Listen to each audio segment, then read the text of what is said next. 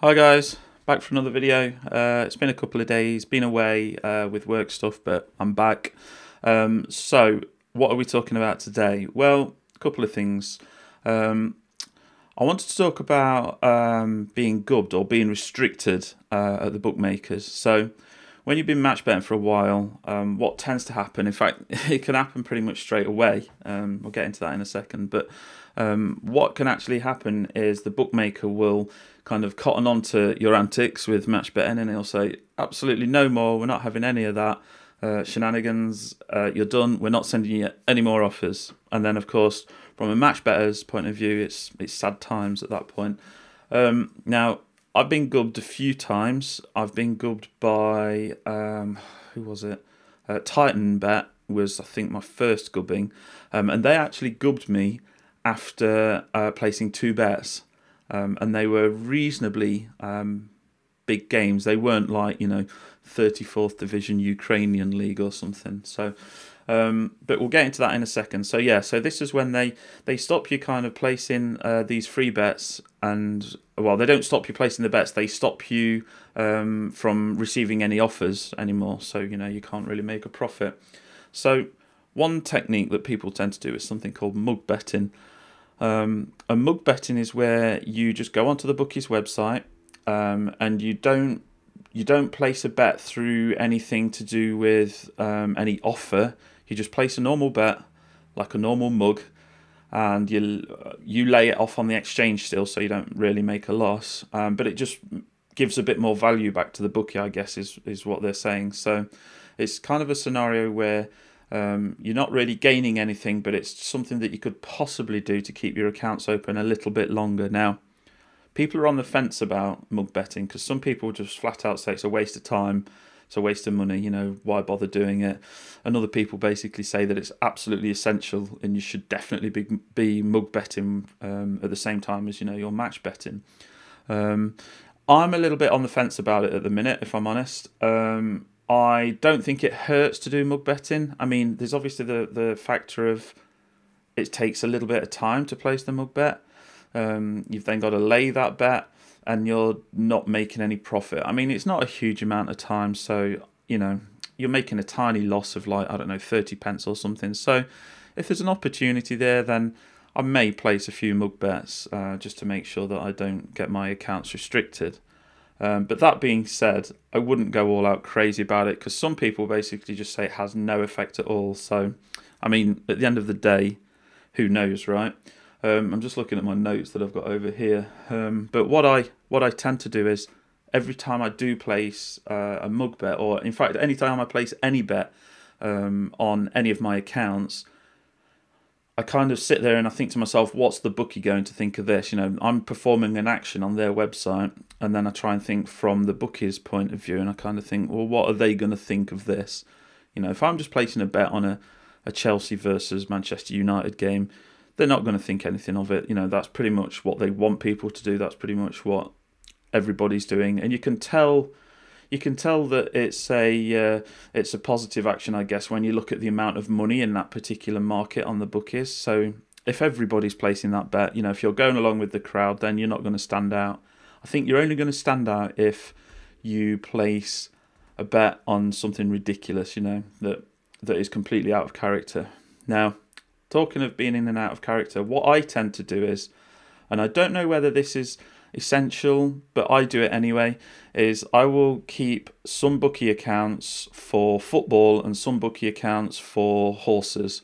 I try not to mix them up. Some accounts I've got that are mixed, but if I start placing bets on one bookie and I've just been doing football, but then all of a sudden I start switching to horses, it just looks a bit weird, right? So what I tend to do is I'll try and keep my bookmaker account in a theme. So like I say, if it's football, I'll stick with football. If it's horses, then I'll just tend to stick with horses.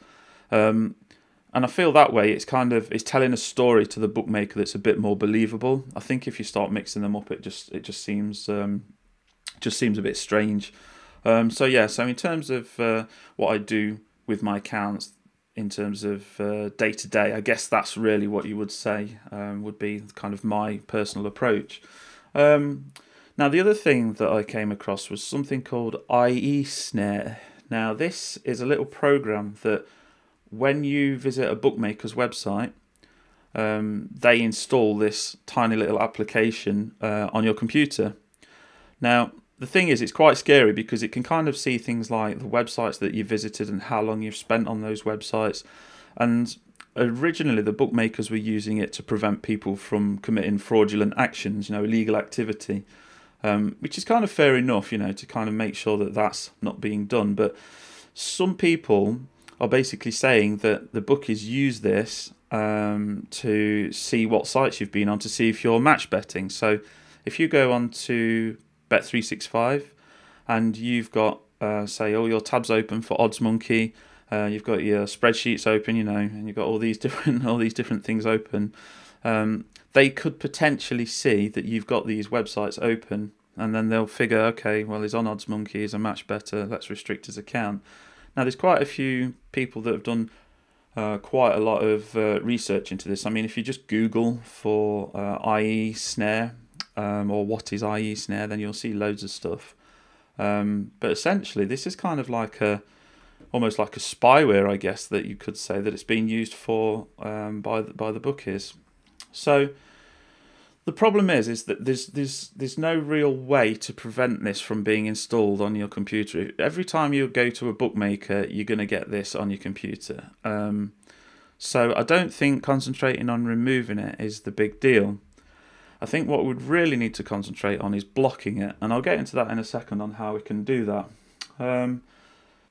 So to block it, it's actually not that difficult. I've got this little document I've created here. We're going to get a little bit technical, but don't freak out, it's cool.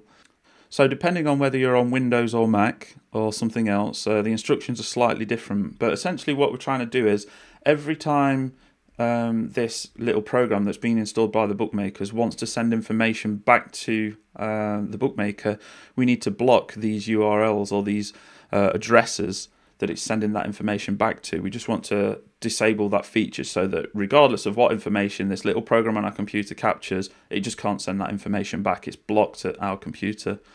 So if I'm on a Mac, if I just bring up Terminal, what you can do is if you go into your etc folder like etc, and then there is a file called hosts file, and what you want to do, you want to edit that hosts file. On a Mac you can type this, which is sudo vim hosts once you're in your etc folder, and then you can go to this, go into the file, and you can start editing it. Now in this file, what you want to do is you just want to paste this big block of text here. I can paste this in the description below, that's no problem. I'll put a paste bin URL so you can get to that. And then you just want to drop that in your host file. And what this basically means is that, say if somebody wants to go to iesnare.com from this computer, rather than redirecting out onto the internet, it just keeps it within your computer. This 127.0.0 basically means your address here, as in where you are now. So in other words, it won't go any further than this. So you paste that in there, and then you just save it. And then once it's saved, that's it. You're pretty much done. It's as simple as that. Now, it's the same on Windows, but in Windows, you need to go into C, Windows, System32, drivers, etc., and then a file called hosts. But then again, you do the same thing. You just open up Notepad in as an administrator, and then you just paste in this block of text here, and it will just block any of these outbound communications.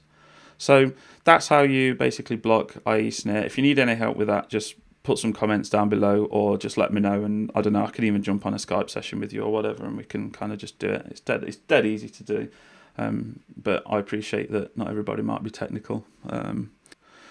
So once you've got this done, the next thing you need to do really is to just test, do a quick test to make sure that the iesnare is blocked. So if you type in ping, this is basically like sending a packet over the internet and then back. And if you do iesnare.com and then you hit this, what you should see is that it's going to and from 127.0.0.1, which basically means it's staying within the computer. So that's how you basically check. Now, let me just get rid of this techie stuff. Now, one other thing that I do is I I tend to also use a different browser, because if iesnare is coming from the bookies and they're looking at my browser tabs or history or whatever, then what I tend to do is I will open bookmakers websites in Safari and I'll log in with Safari. But what I will do is I won't log into OddsMonkey or any of my match betting specific stuff within Safari. I literally just keep Safari as a browser for looking into my bookie accounts. Everything else is in Chrome, and I just do it there. So I just separate the two, and that seems to be working now. Since I've done these things, I've not been gubbed by anybody. It's only been a few weeks, so it could just be luck, but we'll see.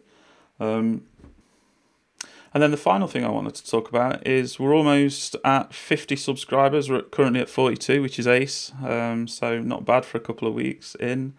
And also I've set up a Facebook group where we can talk about this stuff. If you want to join this, just search for Matched Betting Beginners on Facebook and you can join us on there.